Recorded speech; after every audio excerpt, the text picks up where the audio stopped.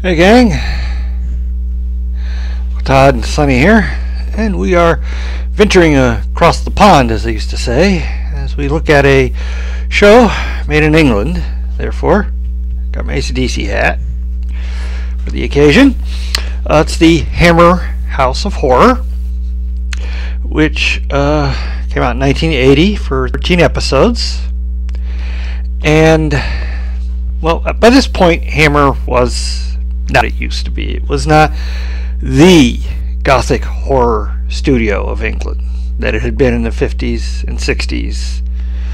By the 70s, gothic horror had kind of fizzled out, and their attempts at more modern day horror consisted of things like, well, bringing Dracula to the 20th century in Dracula AD 1972, and its follow-up, The Satanic Rites of Dracula, the last Dracula film that Christopher Lee would do for Hammer. Then they tried combining Hammer horror with the Kung Fu craze that was coming out, and gave us The Legend of the Seven Golden Vampires, which was a co-production with the Shaw Brothers in Hong Kong. And they were still making gothic films too, because you had Frankenstein and the Monster from Hell. So, but their last film was an adaptation of a Dennis Wheatley novel. They had done one previously, The Devil Rides Out, that was very successful. And for this one, they didn't do a follow-up to that film with Christopher Lee as the hero, who was a demonologist. Instead, they kind of reworked the plot of the actual book about a woman who suspects something's going on with her neighbor, and instead turned it into an Omen knockoff. The title of the book was To the Devil a Daughter, and was an early role for Nastasia Kinski, and was the last film that Hammer would produce until the revamp in the 2000s, I think, when they came out with The Woman in Black and some other films. In that interim, in the 80s, they attempted anthologies. The first was the Hammer House of Horror, and the second one, which came out a few years later, the Hammer House of Suspense and Mystery. And unlike the horror, the House of Suspense and Mystery was more about, basic thrillers. If you've ever seen an episode of Tales of the Unexpected, Roald Dahl's show, or the English version of Thriller that came out in the 70s, that's kind of what it was like. There were basic mysteries and suspense, things like that, whereas the House of Horror was true to its name, and they delved into all kinds of things: witches, ghosts, werewolves, even did a serial killer. And for this one, we are looking at the first episode, which deals with witches, and it has a stellar cast. You've got Patricia Quinn, who you might all remember as Magenta in the Rocky Horror Picture Show. She also did the follow-up film Shock Treatment. She was also had a small part in Rob Zombie's Lords of Salem, as well as playing a witch in, or I should say a soothsayer, in Hawk the Slayer. And she also was in some TV films, most notably a version of Christmas Carol and a version of Beauty and the Beast. We also have John Finch, a Hammer alumni. He was in both Vampire Lovers and Horror of Frankenstein. Probably his best known films are Frenzy, which was Alfred Hitchcock's next to last film, and what many consider his return to form. And The Final Program, which is based on Michael Moorcock's Jerry Cornelius, a sci-fi secret agent kind of thing. It's a very strange film, but then the book series is very strange too. We also have Ian McCulloch, who is probably best known for his Italian horror films. Fulci's Zombie Flesh Eaters. He was also in Dr. Butcher MD, also known as Zombie Holocaust, and Alien Contamination. And our last one is Brunella Guy, who had a small part in the Bond film in which Sean Connery returned for one last go-around, Never Say Never Again. She was also in Cry Freedom. And one of her longest tenures was on she made a lot of TV appearances, but her biggest regular role was a run of 75 episodes of Coronation Street. So kudos to her.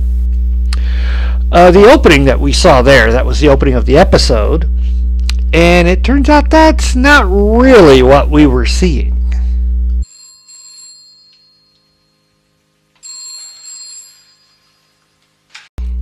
Clever. Just like in the opening of Blowout, we're actually seeing a film that's being worked on. That is David. He is a film composer, and he's composing for this film that stars his wife. That happens to be who's on the phone, and she's telling him that the shoot she's working on is going along, and she's going to have to stay in town and not get back to their cottage in the country until the next day. But we find out that's not really what she's doing.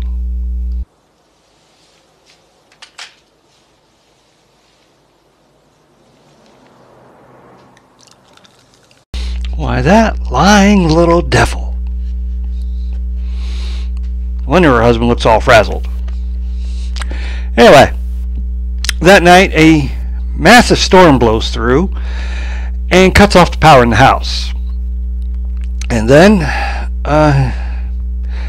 when he goes to check on his wife's horse in the barn, he makes an interesting discovery. As have I.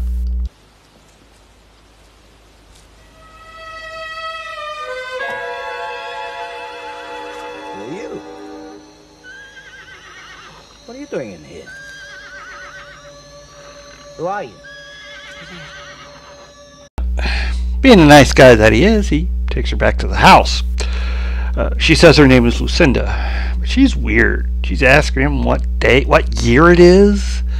She doesn't seem to know what day it is. She claims that she lived in this cottage at one time. And then she gives the weirdest reaction when the lights come on. It's all right. It's just the power coming on. Well, he calms her down and shows how the light switch works. And she goes all over the house turning on light switches until we get to the bathroom, in which we get another strange reaction. It's only water. Yeah. Oh, this is the shower.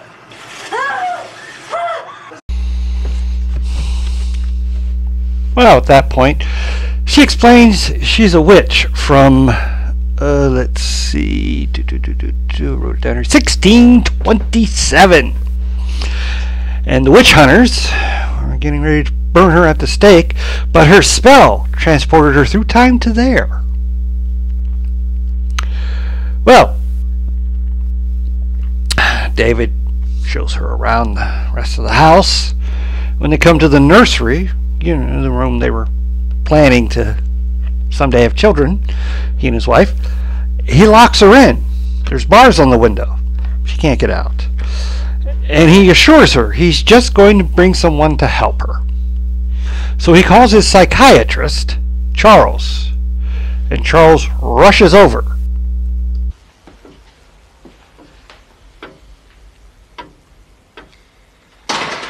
So, David, what's it all about then? Talk about your ethical dilemmas. Well, he's a nasty little liar, too. Anyway, David explains about Lucinda, and that she obviously needs help, and so they go up to the nursery to talk to her. Lucinda, I brought someone.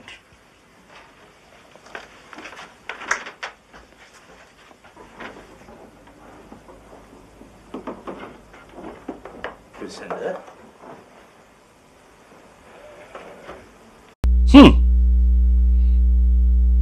Wonder where she went. Or was she even there? Charles suggests that David, who's been overworking himself, even though he was told to take a break, and noticing the smell of alcohol, has deduced that David is also drinking alcohol, which he shouldn't do because he's on medication the doctor has prescribed him. This could have all been just a hallucination he had. So he gives him a sedative and then says get a good night's rest and leaves. When he gets back to his place, Charles calls David's wife, explains he's been seeing things and she should really come home in the morning. She reluctantly agrees. But David isn't going to have a restful night. You called the witch finder. Stop it! I won't listen! You want me to burn? You're not real. Oh, she's real all right. Tell me.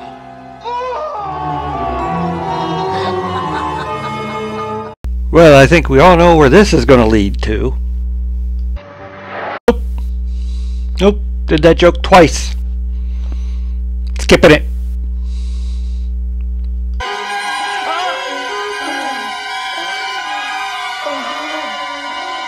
Ow! She's rather violent. Well, the next morning, David's wife, Mary, I guess I should have mentioned that earlier, arrives and finds him in bed alone and is horrified to see his back is all scraped up. Well, she goes to see Charles, who reassures her there's nothing for her to worry about. He won't get violent. It is odd that his back is all scratched up. Mary thinking he did it to himself. So he gives her a prescription for a new kind of medicine to maybe that will work better. And when she returns back, she and David make a disgusting discovery in the bedroom.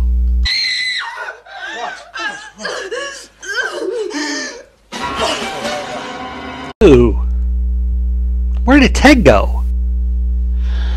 Well, David takes the bird out to bury it. And Mary's going to try and relax with a bath. That ain't happening.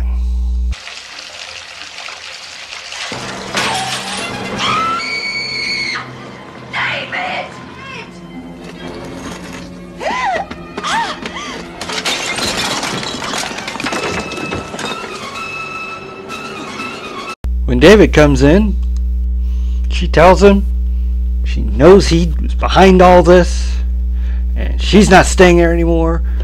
And then when she goes up to gather her things, Lucinda makes her presence known.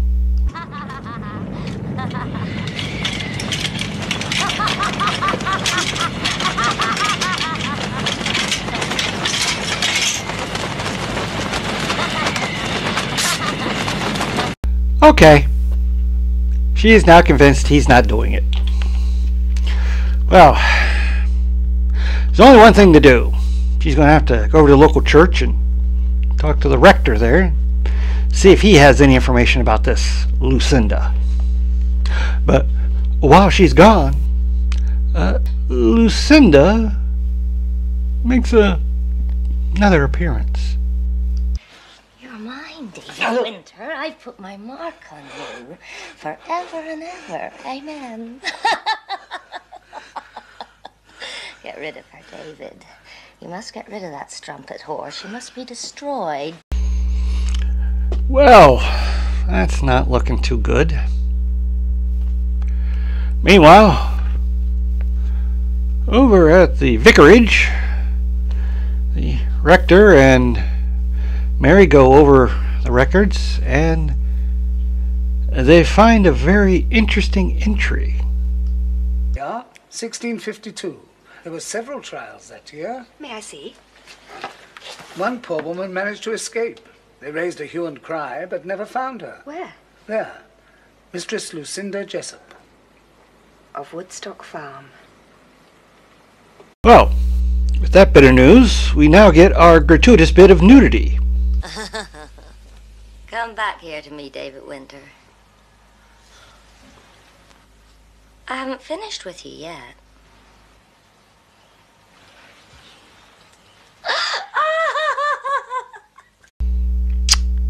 Wow.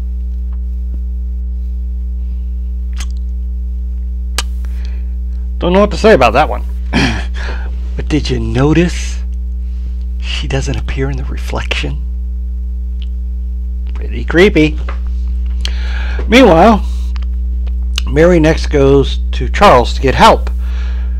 And he's suddenly had a renewal of conscience about ethics. Sorted out, but then I Mary, you're my patient. I can't. won't. I can't. I'd be struck off. You bastard. Wow. There's only one thing I can say to that. I'm shocked. Me too, Louis. Me too. Well, Mary heads for home, but Lucinda doesn't really want her returning.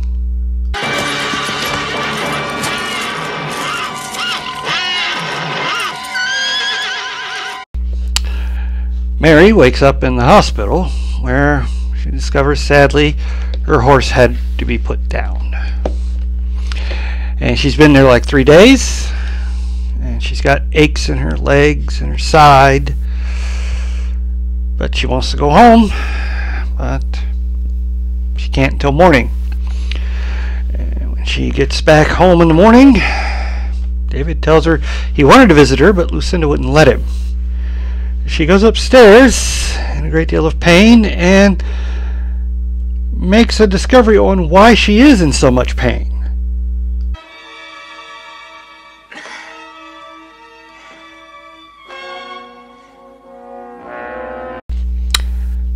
A voodoo doll. Is it voodoo if they're from the 1600s? Anyway, Mary immediately frees up her pain.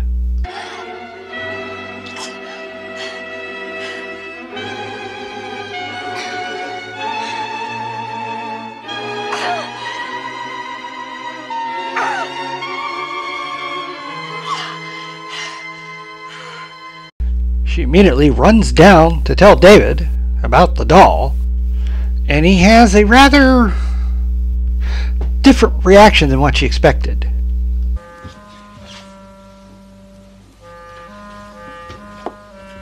David? David, are you done?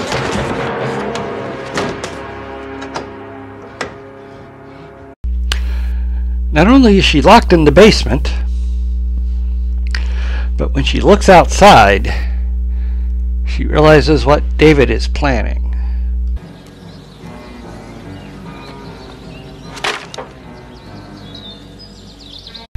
Knowing time is running out, she manages to MacGyver a tool.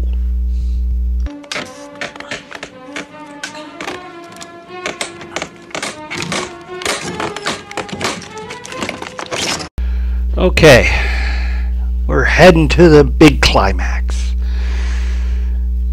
the phones don't work. She can't call anyone. Or no, that's not right. She calls Charles, but he's not in. She tries to make a run for it, but David catches her. And she manages to turn the tables on him.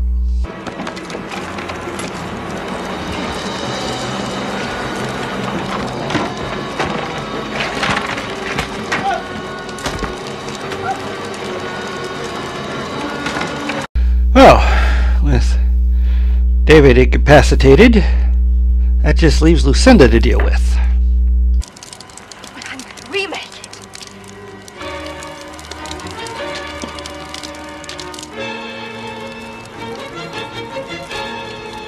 Now! Now! It's you!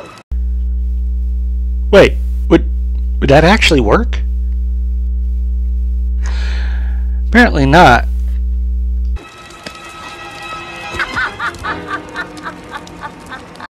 I guess you need real magic to do that. Anyway, remember that spilled gas can? Well, the barn catches on fire. And Mary begs Lucinda to help her free David. He'll die in there. Lucinda just says, well, then he'll belong to me forever. And laughs again. So, Mary grabs a bucket and dunks it into the horse trough and makes a most fortuitous discovery.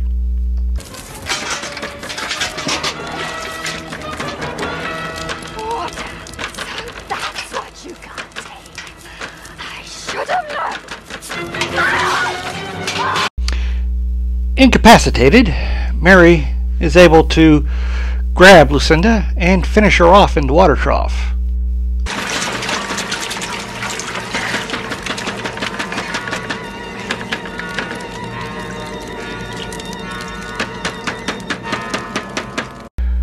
Quickly freeing her husband, he seems to have been freed from the spell Lucinda cast on him. But then they look in the trough.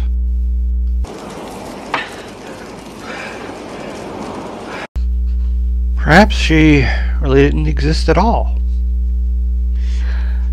And now for our twist ending.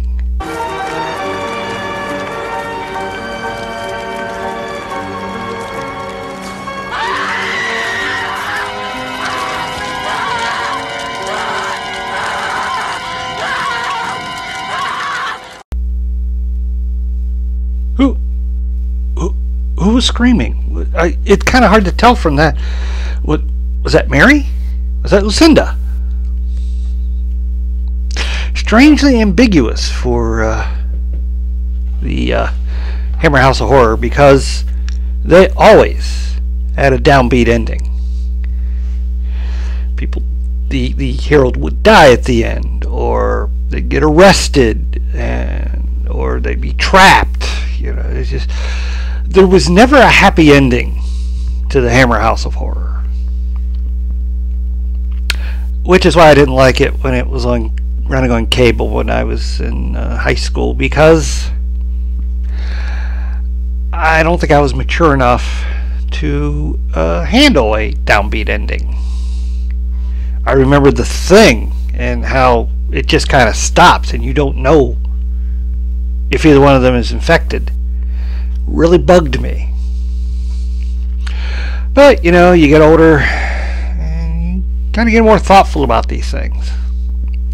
But yeah, this was a really good anthology. It didn't have a host or even a narrator. It just had the story. And it had a lot of really interesting episodes. Denholm Elliott was in one in which he had a nightmare. He'd wake up. He'd go about his normal day.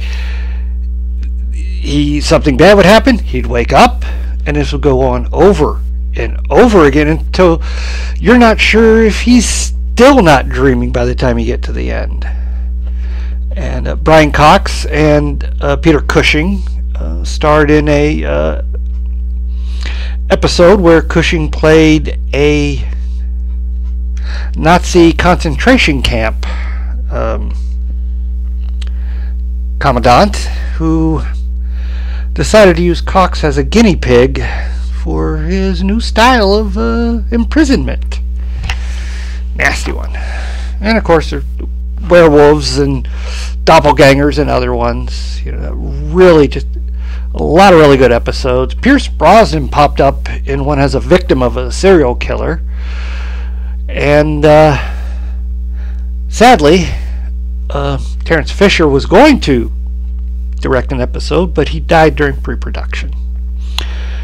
But yeah, if you're wanting cheesy and campy, goofy anthologies like Tales from the Crypt or Monsters or Tales from the Dark Side, not going to get it here. This is a serious horror anthology, and they pull no punches, as you notice throughout this. And of course, there's always at least one shot of gratuitous nudity for the male audience. England was a little more lax in that area. They didn't like a lot of blood and guts, but topless female, that's okay. As long as, it's only for like a couple of shots. Not like here, where blood and guts, sure, that's no big deal. An exposed nipple? Oh my stars! Clutch my pearls! Anyway, yeah, a very fun, well, I shouldn't say fun show, a very good show. Well acted, well produced, well written. One of the best anthologies for TV, I think, of all time. Up there with Alfred Hitchcock, The Twilight Zone, the original Outer Limits. This is right up there with them. There's not much more to say about this. Please hit like, share, subscribe, and stay after the credits for my favorite scene. I'll see you next time.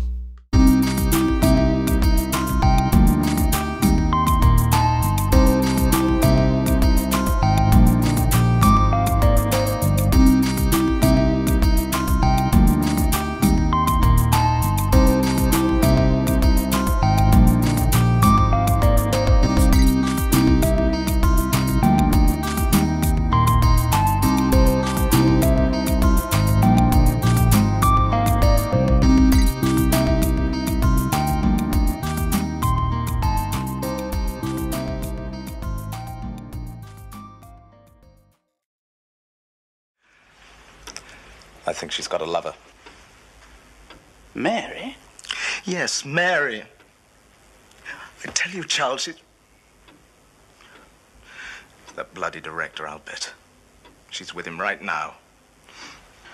Come on, David. Don't be ridiculous.